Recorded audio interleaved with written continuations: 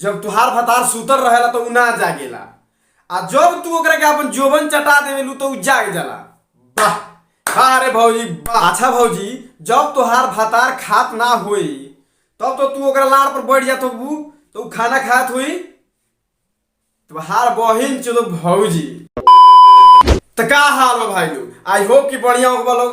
तो भाई लोग तोहनी खातिर फिर एगो लेके आ गए बानी छोट वीडियो। तो वीडियो शुरू से लास्ट ले देखिए लोग, बहुत मजा आवेला बा।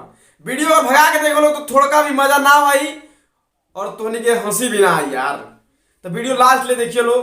तो वीडियो देखे से पहले हेडफोन जरूर लगा लियो भाई लोग, ना तो बाद में मत कहियो लोग कि हेडफोन नहीं लगौले। तो भाई लोग ये वीडियो बनाओ के सिर्फ एक ही मकसद बा, तोहनी के इंटरटेन कराओ के, हंसे और हंसावे के, ना कि कोई के दिल पे ठेस पहुंचावे के। तो भाई लोग वीडियो देखियो लो, हंसियो लो और हंस के भूल लियो लो।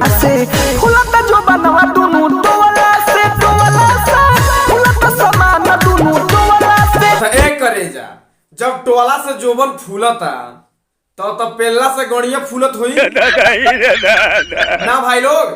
हम तो हेते हेते लेके घूमत देखले बानी, तो नहीं देखले बड़ा लोग का भाई लोग। टोला से फुलता जो बन दुनु टोला से। ना भौजी एकरी बहिन चलो कैसे कहतिया सुनो तारा भाई लोग। दर्द के मारे फाटे कमरिया मलहतानी झंडू बाम हो। दर्द के मारे झंडू बम मलतारू। झंडू बम से तो अच्छा हमार उजार का क्रीमुआ मल ले तू, जल्दी दर्द ठीक हो जाए। बात तो सही है। कहे नहीं तुहरा बुझाई। अब तू ऐसे अपन भतार लगे जाके छूछा करबू तो उ पगलाई ना तो का तोहरा के अगरबत्ती देखाई। आ जाके भतार लगे उल मेल कैले बाड़ू तो उ तोहरा के पेली ना तो का तोहरा के छोड़ दी का भौजी। तू ही बताओ, जब तू भतार के लगे वैसन करबू तो ओकरा का बुझाई। एहे रहा नहीं जाता, तड़प ही ऐसी है ना। रही गई हम तड़प के झुमका झुलानी अझुराई। आ तू इतना पेलवावे खातिर बेचैनी रहलू, तड़पत रहलू कि सही से झुमको झुलनी ना खोले देवे, आ खोल देवे के रहे जे अझुराइत ना। तोहरा तो बेचैनी रही हिम्मत पेलवावे खातिर नू।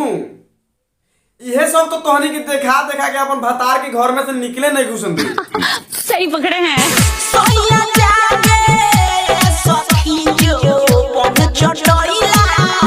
देखो तो रहनु भाई लोग, ई भैयावा ना जागेला तो भौजी जोबन चटा देवेली तो भैयावा जाग जाला।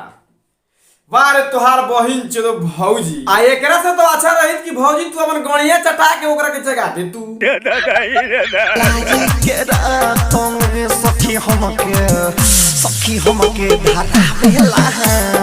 अच्छा भौजी, तो तोहार पियावा तोहरा के रात में बुला के हाथ में धरावेला, आ शुकर करा के हितवा खाली हाथे में धरावेला।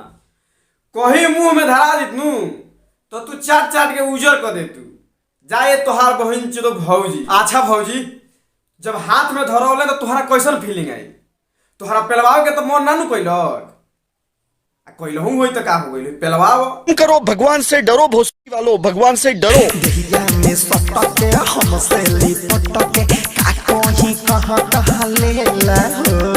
तो तोहरा देह में लिपट के कहाँ कहाँ लेवेला भौजी, तोहरा पता नहीं खे? पता नहीं खे भौजी? आगे पीछे ऊपर नीचे जहाँ बुझाला वहीं पेल देवेला। अच्छा, तो तुहरा लाजो लागेला? तुहरा कथी के लाज लागेला भौजी? तुहरा तो पेलवावे में मजा आवेला, तो लजैला कौन बात बा? ढीठे पेलवाओ। हम भी पेले गए थे, तुम भी पेले जाओ।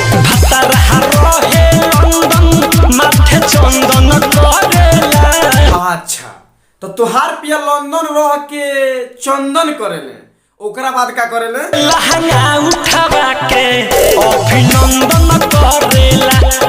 अच्छा, लहंगा उठा के अभिनंदन करेला।